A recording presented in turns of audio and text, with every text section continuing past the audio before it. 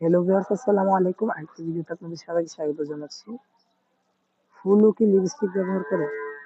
আমি জানি না এটা কি, নাকি কালার নাকি অন্য কিছু। আমার কাছে এর থেকে কেমন যেন কসমেটিক্স এর একটা গন্ধ পাচ্ছি। এখন এই জিনিসটা কি ফুল নিজে নিজে ব্যবহার করেছে কিনা আমি বুঝতে পারছি না। আপনারা কেউ জেনে থাকলে অবশ্যই কমেন্ট করবেন। আসলে মজা করছিলাম, এটা আমার কিছু করা না এবং আমার ফুলেরও কিছু করার সাজি না। যা করেছে হয়তো আমার বোন করেছে, তারা নিশ্চয়ই এসে কিছু একটা মাখিয়েছে ফুলের গায়ে।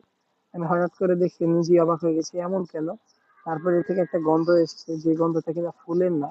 আপনারা সবাই হয়তো জানেন, যারা রানী টগর লাগান, রানী টগর কিন্তু সুন্দর একটা স্মেল আছে, মিষ্টি করে হালকা করে। কিন্তু ওই গন্ধের বদলে এর থেকে আমি কসমেটিক্স এর একটা গন্ধ আসছিল, পরে শিওর হলাম যে না, এটা ফুলের কোনো কিছু না, কোনো রোগও না।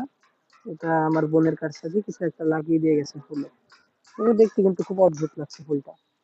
আর এই যে দেখতে গেলে গাছটা বেশ হেলদি এবং প্রচুর ফুল দিচ্ছে। এবছর কিন্তু গাছে কোনো রিপোর্ট করিনি, তেমন কোনো খাবারও দিইনি।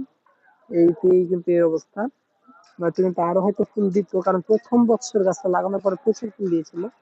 এই ফুলের ভিডিও করতে করতে আপনাদেরকে আরেকটা জিনিস দেখিয়ে দিই। ওটাও আমি ভিডিও করতে এসে দেখেছি, এতক্ষণ দেখিনি।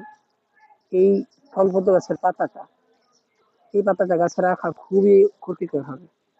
প্রচুর মিলিবাগ এই ধরনের গাছের পাতা কিন্তু ভুলেও রাখবেন না। এই ধরনের পাতা মূলত আপনারা দেখতে পাবেন স্থলপদ্ম এবং জবা গাছ, হিবিস্কাস গণভুক্ত যেসব গাছ রয়েছে সেগুলোতে কিন্তু এই সমস্যাটা হয়।